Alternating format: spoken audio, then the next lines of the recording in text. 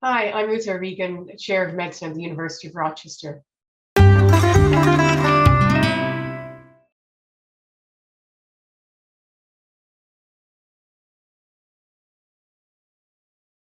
So alpelisib is an example of a targeted agent.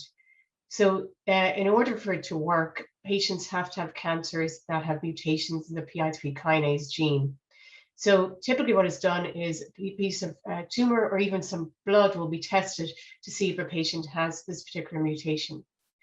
So the alpelisib is a PI3 kinase inhibitor, and it basically works by blocking this pathway. It's very important in causing cancers, in the way cancer cells promote growth of tumors. So it does have some side effects. So one that you need to be aware of is that it can increase your blood sugar. So before you start alpelisib, your oncologist is going to check your blood sugar and also a blood test called hemoglobin A1C, which basically looks at your blood sugar over a long period of time.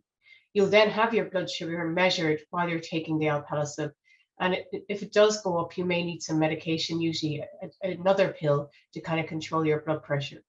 Now, if you're diabetic, it doesn't mean that you necessarily can't take this drug. However, we would make sure that your blood sugar is controlled before you start taking the alpelisib. The other side effects that people sometimes notice is a rash. So very often your oncologist will give you an antihistamine before you start the alpelisib because that appears to lessen the likelihood of developing the rash. Some people notice fatigue, so it's not uncommon with these targeted therapies for people to use fatigue. And then also gastrointestinal disturbances like diarrhea and nausea are also some things that have been noted with this particular agent.